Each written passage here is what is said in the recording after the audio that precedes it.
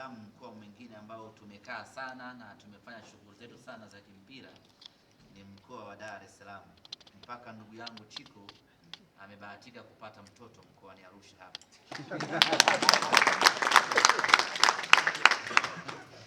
Kwa sababu ya kuja mara nyingi sana.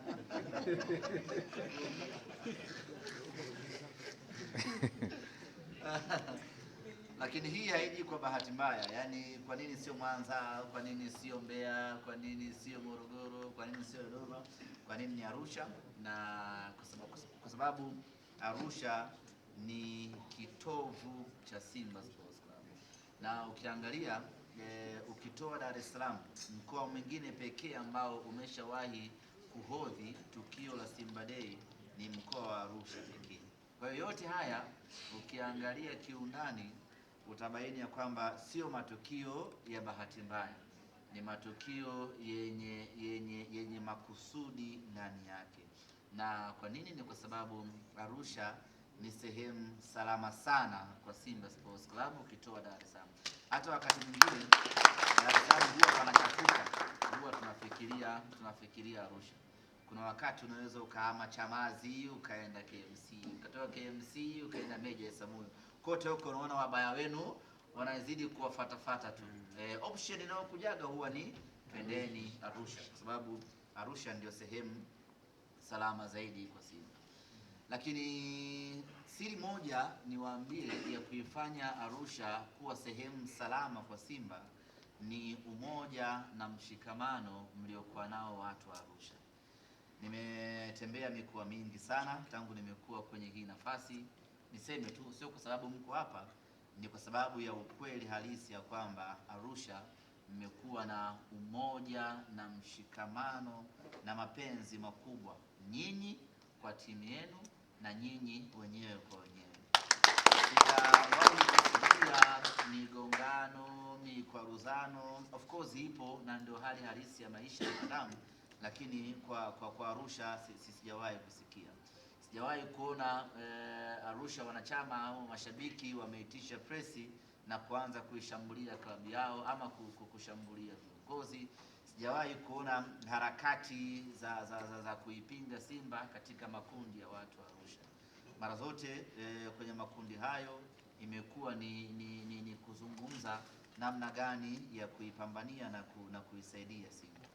Na mimi niwaambie, Simba ikifanya vibaya, wa kwanza anayeumia ni kiongozi, kwa sababu ndio mwenye dhamana na anawajibika kuwaambia watu kwa nini Simba imefanya vibaya. Ipo mtu tamsikia anasema sisi tunaumia zaidi kuliko viongozi. Wewe hakuna atakaye kuuliza kwa nini Simba imefanya vibaya. Kwa hiyo na nyinyi wenyewe mkigeuka kuwasulubu viongozi wenu, viongozi wanakuwa kwenye wakati mbaya zaidi. Na mnapojitokeza kuwatukana na kudhalilisha viongozi wenu, ndio inakuwa faida zaidi kwa wapinzani wetu, na wenyewe wanapitia umuhimu na kuzidi kutusambaratisha. Lakini bahati nzuri ni kwamba yote hayo kwa hapa Arusha hatujawahi kuyaona, na niwasisitize, niwaombe, niwahimize muendelee kuwa na umoja huo. Na msingi halisi wa kusema kwamba kuna huo umoja ni kila tukija hapa tukiitisha mkutano wa viongozi wa matawi Arusha, wanakuja viongozi wale wale, wanakuja watu wale wale. Maana yake ni kwamba kiongozi huyu ameendelea kuaminiwa kwenye tawi lake, hajafanyika mageuzi wala mapinduzi, na ndio maana kila wakati anakuja huyo huyo kuwakilisha kwa ajili ya wanachama wenzake wa tawi lake. Lakini kubwa ni viongozi mliokuwa nao, kwa maana mwenyekiti Thabit pamoja na mwenyekiti James pamoja na katibu Thabit na mjumbe hapa bwana Teo, wamekuwa ni viongozi vinara kwenye kujenga umoja na mshikamano. Kama viongozi watatetereka, hakuna wajumbe, hakuna wanachama ambao wataweza kusimama kwenye msingi mmoja. Lakini uongozi ukiwa imara, viongozi ukiwa sawa sawa, ni rahisi kwa wajumbe na wenyewe kufuata ule msingi ambao viongozi wenu wameuweka. Na kwa hapa Arusha kuna hali kubwa ya kuheshimiana. Sijajua mzee wangu pale ni mtu mzima, lakini anamheshimu Thabit kwa sababu tayari ameshapewa mamlaka na ndio katibu wa mkoa na kila kitu kinakwenda sawa sawa.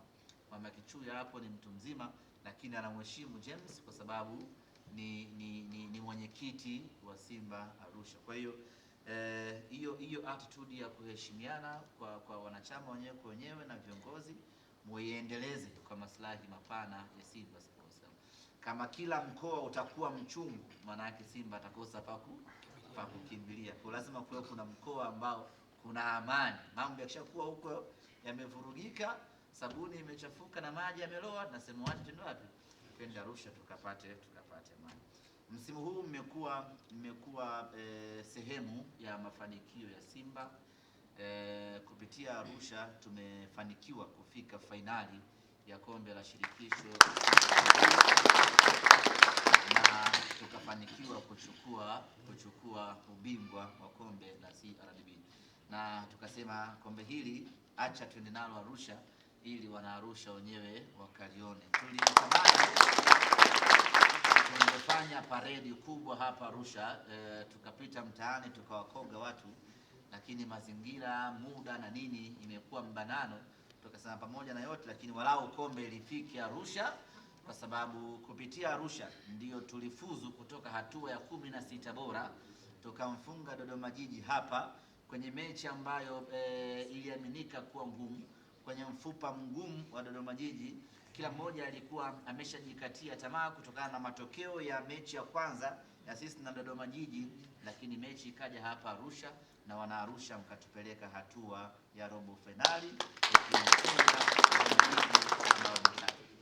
lakini haikuishia hapo. Tukaja hapa tena hatua ya nusu finali dhidi ya Coastal Union. Coastal akiwa ametoka kuitoa timu ngumu kwenye robo finali, tukiamini mechi itakuwa ngumu. Mechi ikaja hapa Arusha na Coastal akasambaratika bao 4 safi kabisa na mnyama. Sasa yote hiyo ni nguvu ya wana Arusha, yote hiyo ni support ya wana Arusha, ndiyo ambayo ikatupeleka sisi hatua ya fainali, na baada ya kufika fainali tukamaliza kazi, tukachukua na ubingwa wenyewe. Tumekuja nao hapo, ushahidi wenyewe huo, kila mwana kiongozi wa tawi hapa apate kumbukumbu hiyo, lakini mtuambie kwa wanachama wenu kwamba tulitamani tupite na kombe hili mitaani, ili kila mwana Arusha ambaye alitoa mchango wake wa hali na mali kuisaidia Simba kufika fainali na kuchukua ubingwa huu apate fursa ya kuliona. Lakini mtuombee radhi ya kwamba muda umetubana kweli kweli. Ndugu zanguni, ile bado fainali haijatajwa, yani kwa ikawa inapendekezwa Arusha na yenyewe ikawa inatajwa. Nikawa naomba kwa Mungu wajichanganye hapa TFF.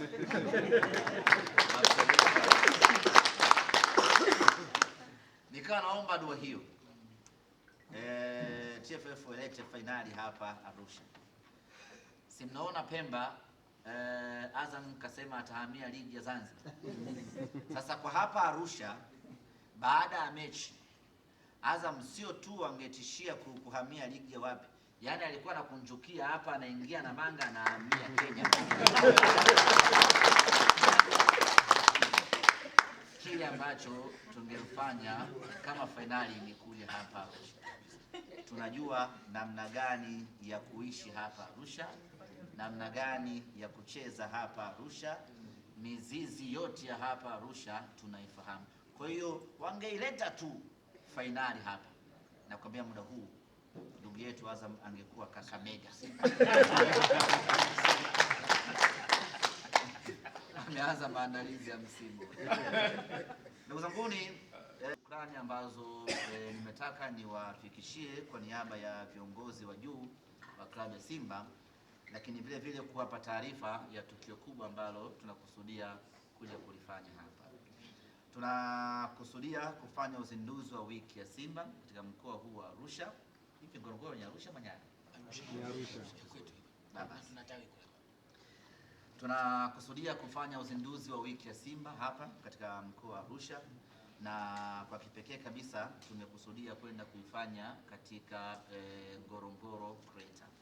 Tumechagua Ngorongoro ili kuliongezea thamani tukio letu hili, Kila mtu akisikia Ngorongoro, akisikia Kreta, iko hamu fulani inampata ya kushiriki tukio hili.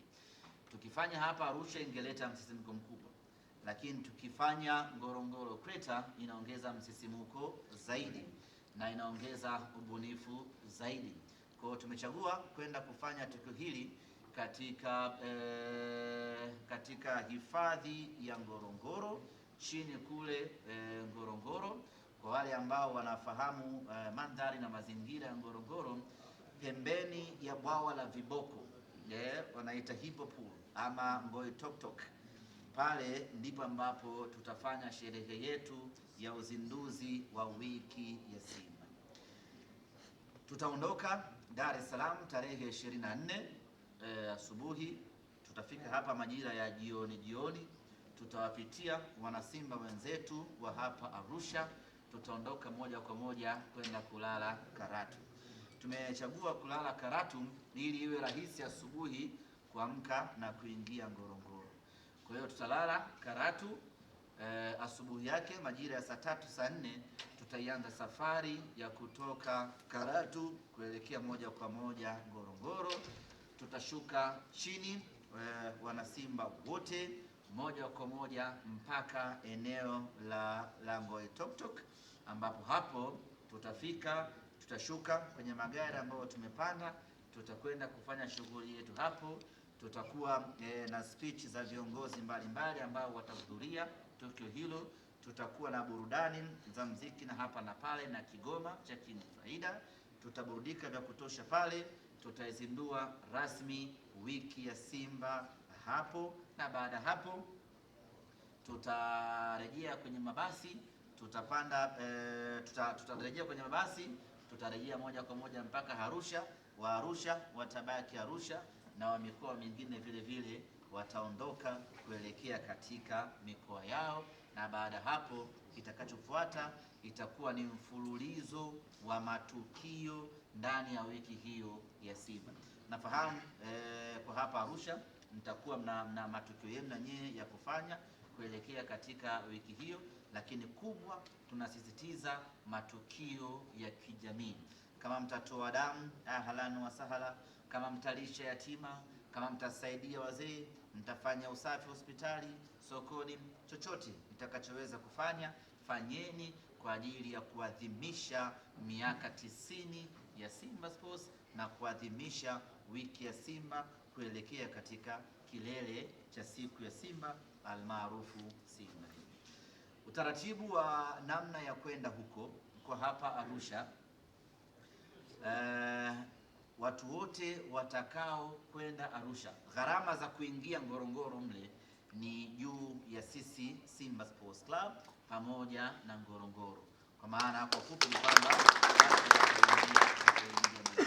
tunaendelea kufanya mazungumzo hapa na viongozi, tuone kama kuna ulazima walau watu wakachangia gharama za usafiri kutoka hapa Arusha kwenda mpaka Ngorongoro pamoja na kurudi, ambayo tunaamini haitakuwa bei ya kuumiza sana, kwa sababu baada hapo mtu anatakiwa anunue jezi, baada hapo mtu anatakiwa aende Simba Day. Kwa hiyo tukio hili halitakuwa na gharama kubwa ya kuumiza watu. Dhana ya kwanza ilikuwa ni kufanya bure. Kila mwanasiri tutimize dhana ya kuwa na watu wengi, lakini vile vile dhana ya kila mwanasimba kushiriki katika tukio hili. Lakini tumepata wasiwasi watu wanaweza wakawa wengi zaidi, alafu tukashindwa kulikontrol hili jambo. Na kule kumbuka ni hifadhi, wanyama ni wengi, tukienda bila utaratibu wa kutosha hatari mtu hapa tushindwa kuangaliana usoni. Kwa hiyo tunafikiria kwenye kucontrol tutaweka walau nauli ili atakayejimudu aweze kuhudhuria, atakayeshindwa atakuwa ameshindwa, lakini kiingilio ana nauli rafiki mno ili kila mtu aweze kumudu na tupate wanasimba wengi zaidi. Kwa nini nimekuja kuzungumza na nyinyi? Kwa sababu nyie ndio wenye Arusha na nyie ndio wenye Ngorongoro. Kama watatoka watu wachache hapa itakuwa mmetuangusha pakubwa. Tunategemea zaidi katika tukio hili kubebwa na watu wa Arusha.